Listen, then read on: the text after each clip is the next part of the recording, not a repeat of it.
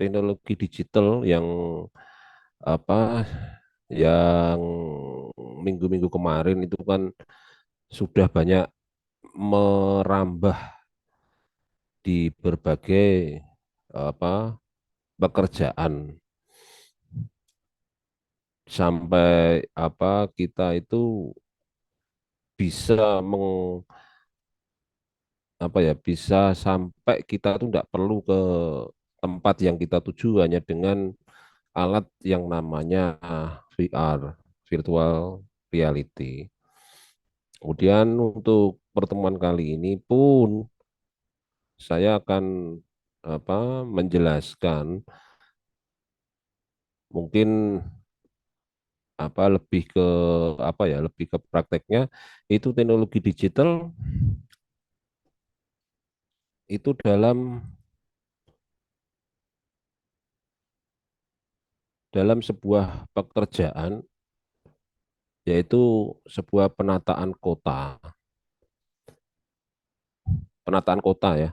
Jadi penataan kota itu memang harus kita tata sehingga apa yang dengan berbagai keperluan, dengan berbagai fungsi dari sebuah kota itu dapat kita wujudkan dan dapat digunakan sebagaimana mestinya untuk kepentingan masyarakat. Itu bisa mulai dari traffic, bisa mulai dari saluran, bisa mulai dari penataan sentra ekonominya, itu memang bisa dengan teknologi digital. Jadi di sini saya akan menjelaskan sebuah apa eh, teknologi digital.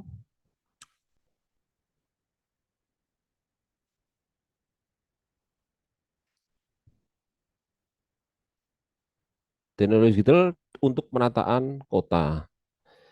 Penerapan teknologi digital dalam penataan kota ataupun yang dikenal yang sekarang ini bahasanya adalah smart city. Jadi smart city itu sekarang sudah digalakkan. Eh, jadi smart city itu sudah dilaksanakan di era-era sekarang itu di perumahan-perumahan. Itu smart city. Jadi perumahan-perumahan yang mulai dari jenis atau fasilitas rumahnya seperti handle pintu itu sudah pakai PIN, penyalaan lampu sudah pakai istilahnya, mungkin pakai siul pun bisa, pakai tepuk tangan bisa. Itu adalah teknologi digital yang sudah diterapkan di perumahan-perumahan yang sekarang. Ketambahan lagi, smart city itu pasti eh, mengangkat atau menerapkan yang sekarang ini pemerintah galakkan yaitu adalah Go Green. Yang mungkin rekan-rekan mahasiswa pasti sudah mendengar kalau pemerintah kita, negara kita sedang membuat ibu kota baru, ibu kota Nusantara itu yang berada di Kalimantan. Jadi konsep sebuah kota, penataan kota itu bisa dengan menggunakan teknologi digital, ya. Dan mungkin rekan-rekan mahasiswa sudah bisa melihat di sosial media atau di berita manapun, ibu kota Nusantara itu memang sudah dikonsep smart city. Jadi tidak ada limbah, limbah sudah didaur ulang. Kemudian penataan tiang listrik, kabel-kabel itu sudah ground semua. Jadi memang diharapkan sebuah proyek penataan kota yang untuk disiapkan untuk ke masa depan yang lebih baik. Nah, diharapkan dari smart city itu kita dapat memberikan sebuah manfaat dalam meningkatkan kualitas hidup penduduk, efisiensi pengelolaan kota, dan keberlanjutan lingkungan. Seperti contoh-contohnya, yaitu dalam penataan kota. Yang pertama adalah Internet of Things, yaitu menghubungkan perangkat fisik dengan internet dapat memungkinkan pengumpulan data dan pertukaran data secara real time. Sensor Internet of Things dapat digunakan untuk memantau dan mengelola berbagai aspek kota seperti lalu lintas, air, udara, dan sampah.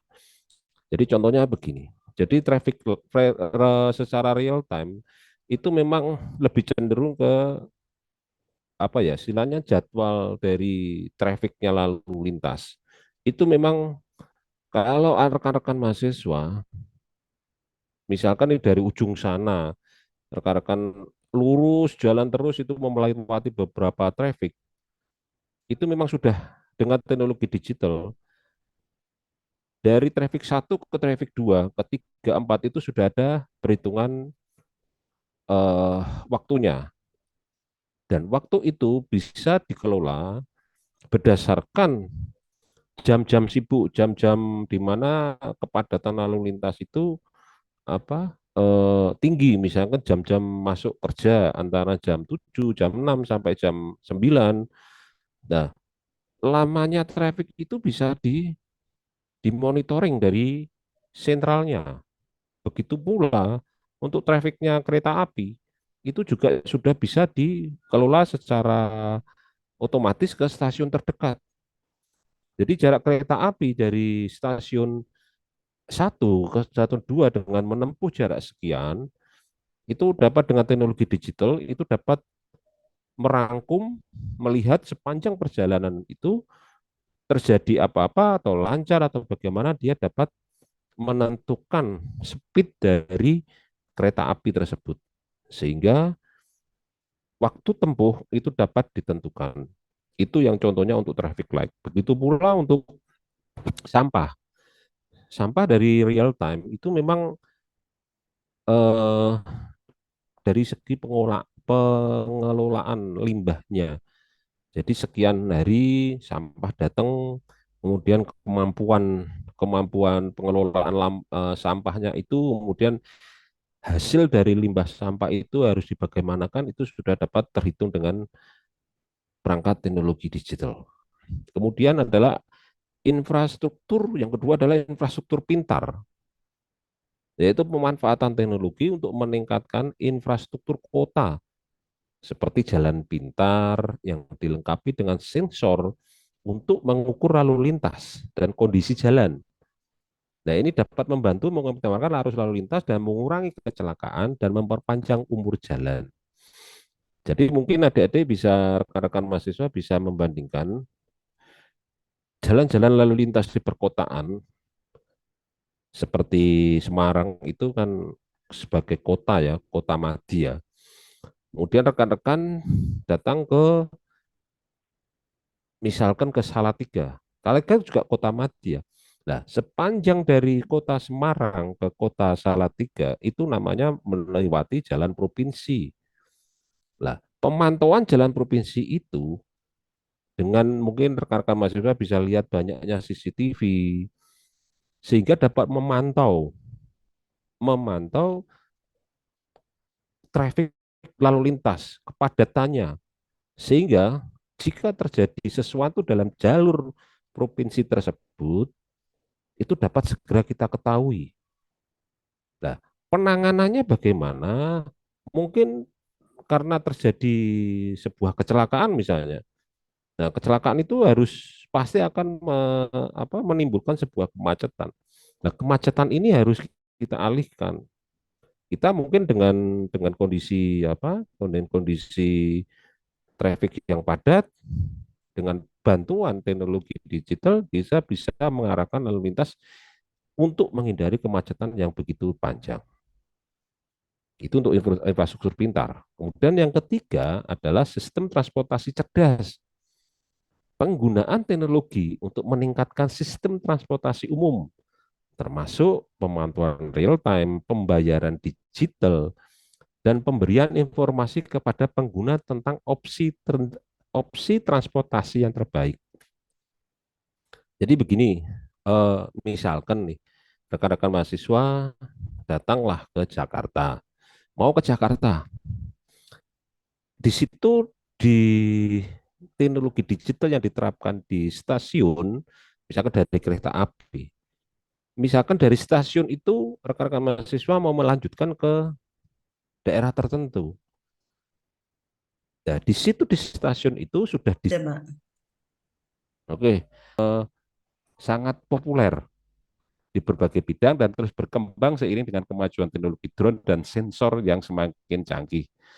Kayak begini, saya kemarin memang mengikuti memang dari pekerjaan saya itu kan ada permintaan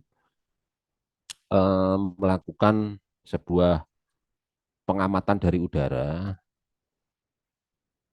Pabrik yang saya bangun itu yang sebagai data untuk company profile. Di situ saya menjalankan sebuah drone. Drone itu ya kita jalan-jalan saja. Dengan drone itu kita jalan-jalan saja. Kita akan merangkum secara video, kita visual, kita jadikan apa video. Nah, dari gambar drone tersebut kita editing lagi kita mungkin ada yang kurang kita sisipkan lagi dengan video-video baru sehingga akan menjadi video yang dikehendaki oleh konsumen. Nah, konsumen ini kan sebagai company profile-nya untuk menjalankan usahanya dia, usaha perusahaan misalkan dalam penawaran kayak atau seperti apa, drone itu yang berfungsi menjelaskan, memberikan gambaran kepada mungkin istilah saya buyer eh, gimana sih kondisi pabrik kamu? Oh, seperti ini. Dilihat dari atas, kemudian dia jalan, dia akan keliling-keliling seperti itu. Akhirnya konsumen itu bisa, buyer tersebut bisa memberikan apa, mempunyai, oke, pabrik you eh, sangat bersih, sangat tertata dari segi manapun. Jadi itu yang diharapkan dari gambar drone yang dapat berupa hasil akhirnya berupa video yang dapat misalkan di print pun dalam gambar dalam dua dimensi pun itu bisa digunakan untuk berbagai keperluan. Yang kemarin itu saya kan untuk masalah apa ya company profile dari perusahaan tersebut. Jadi teknologi digital yang malam ini saya angkat adalah penggunaan drone. Mungkin ada rekan-rekan mahasiswa yang mau ditanyakan. Monggo Bu Santi. Ada yang ditanyakan enggak, Mas, Mbak? Konang Dwiki, Ardi, Nabila, Gigi, Fuad, Sylvia, Intan, Agi, Luciana, Hendra, Akbar. Ada enggak? Ada yang ditanyakan mungkin? Mungkin ada yang sharing juga pengalamannya pernah main drone waktu Anda main-main ke kebun teh di puncak atau waktu ke Sebenarnya drone itu Bromo. yang sulit, sebenarnya tidak sulit. Yang sulit itu untuk apa ya? Untuk menjalankan dari remote itu karena musuh yang pertama itu adalah angin ya. Kalau drone-nya kita mungkin taraf belajar dengan drone-drone yang biasa, mungkin dengan tanpa tanpa apa ya, tanpa eh, fasilitas yang baik dari drone tersebut, hanya kamera saja, ya kita bisa berlatih di situ.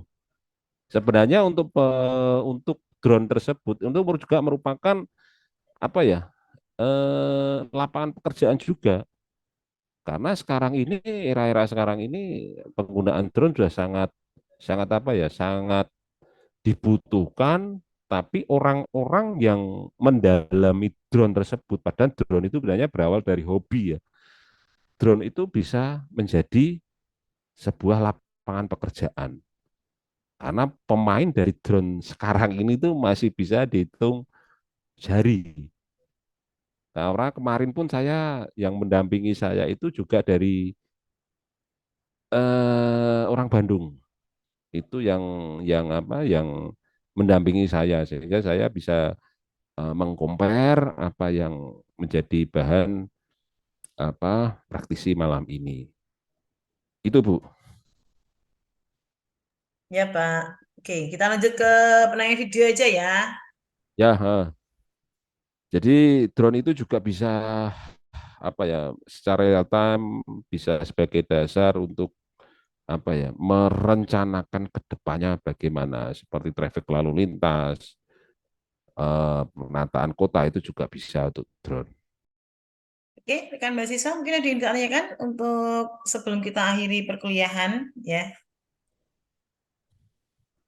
Sudah saya Jadi screenshot. kalau malah saya bisa bisa sarankan itu mungkin rekan-rekan mahasiswa untuk pekerjaan drone itu sebenarnya berasal dari hobi.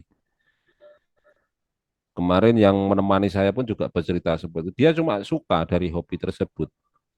Tapi setelah dia mempelajari drone dari harga yang termurah pun, itu dari harga 100 ribuan itu sudah dapat, dia belajar untuk mengendalikan sebuah drone.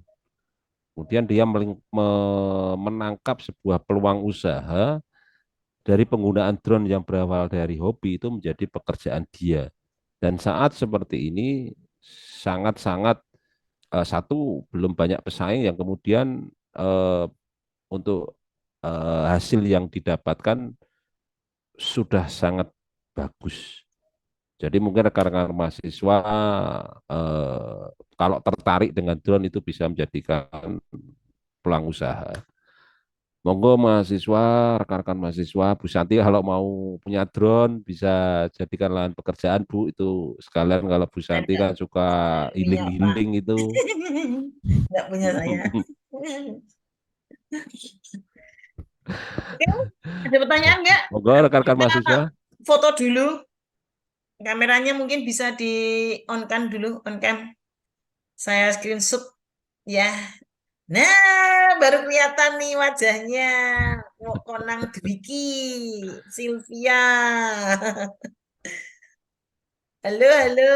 Yuk, dibuka dulu kameranya. Wis. Ya, Ada ada. yang Sarangeo, Pak. Kalau anak sekarang itu kan ini, Pak. apa Bu? Sarameo. Sarangeo, ya. Oh, Ardi, Intan, Agil, ini yang nggak ada fotonya nih, Akbar Fadila, Luciana. Nah, oke. Kita screenshot dulu ya, sebentar ya. Yuk, Mbak Intan. Intan, Hendra, Luciana. Satu, dua. Satu, dua, tiga. Yuk. Ya, cukup.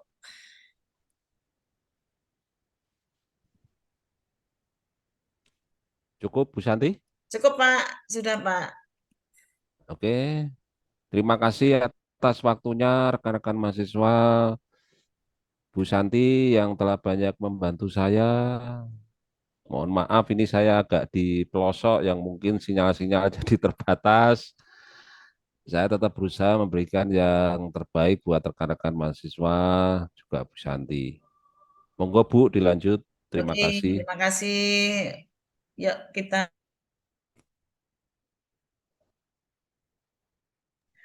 tutup aja pertemuan hari ini. Kalau tidak ada pertanyaan, akhir kata, kalau ada salah kata, mohon dimaafkan. Kita lanjut untuk minggu depan ya, Pak.